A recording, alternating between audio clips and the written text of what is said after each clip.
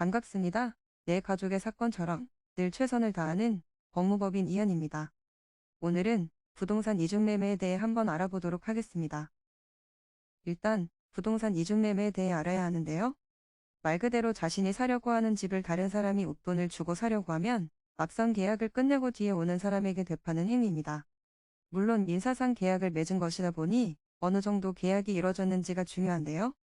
단순히 가계약, 계약금만 오고 간 경우라고 하면 계약금의 2배를 지급하는 것으로 끝낼 수 있습니다. 이때는 형사처벌보다는 민사소송으로 피해를 보상받아야 하는데요. 계약금 2배를 먼저 배상하겠다고 하면 안타깝지만 부동산 이중매매에 대해 따지기는 어렵습니다. 하지만 대부분 문제가 되는 게 이를 주지 않으려고 말도 안 되는 이유를 가져다 붙이는 것인데요. 이렇게 되면 매도인을 이중매매를 하려고 한 죄로 형사상 매임죄로 처벌할 수 있습니다. 5년 이하 징역이나 1,500만 원 이하 벌금에 처하게 됩니다. 계약이 어느 정도 진행되는지에 따라 부동산 이중매매가 성립하는 만큼 빠른 대처를 하셔야 합니다. 부동산 이중매매가 성립하는 시점은 바로 중도금을 건넸을 때부터입니다. 중도금을 주게 되면 사실상 계약은 성립됐다고 보게 되는데요. 이후에는 아무리 없던 일로 하고 싶어도 하지 못합니다. 계약 이행에 착수했다고 보는 상황에서 다른 사람에게 가계약금을 받았다고 하면 이중매매가 된다고 볼 수 있습니다. 다만 이렇게 해서 직접적인 피해를 보았는지가 중요한데요. 중도금 이후에도 별다른 문제 없이 소유권을 받았다고 하면 큰 피해가 없습니다. 꼭 형사처벌까지 바라야 하는 건 아닙니다. 하지만 계약 자체가 성립되지 않고 말도 안 되는 이유로 차일피일 약속된 피해금 지급을 미룬다고 하면 이때는 민형사상의 조치를 통해 매도인에게 회수해야 합니다. 그리고 자신도 모르는 사이에 부동산 이중매매를 하게 되는 상황이 발생할지도 모르는데요. 웃돈을 줄 테니 가계약된 것을 자신에게 넘기라고 하는 경우에 응했을 때입니다.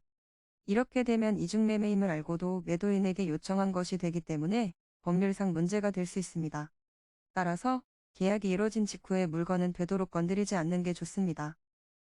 만약 부동산 이중매매로 인해 피해를 보았다고 하면 신속한 도움을 받아야 하는데요. 법적으로 대비를 제대로 하지 않으면 피해를 복구하기가 어려워지기도 합니다. 물론 형사처벌이 가능한 상황도 있다고 하지만 실제로 처벌을 원하는지 아니면 피해를 온전하게 복구하고 싶은지를 빠르게 확인하는 게 좋습니다. 고의가 아니라고 하면 괜히 형사사건으로 끌고 갔다가 무혐의 등이 나오면 곤란해집니다. 다만 민사상으로는 확실히 피해를 준 것인 만큼 이를 합의 등을 통해서 회수하는 게 현실적인 방법이 될 수 있습니다. 지금까지 부동산 이중매매에 대해서 알아보았습니다. 부동산 이중매매로 문제가 생기신 분들 저희 법무법인 이현으로 연락 주시기 바랍니다. 간혹 변호사가 아닌 사무장 등과 상담하는 줄로 오해하시는 분들이 계시는데 저희 이현은 사무장이 아닌 변호사와 1대1로 상담이 이루어집니다. 보다 정확한 상담을 위해 전국, 전 지역 상담 접수를 먼저 실시하오니 해당 화면에 보이는 번호로 먼저 연락을 주시면 친절한 안내 도와드리도록 하겠습니다. 감사합니다.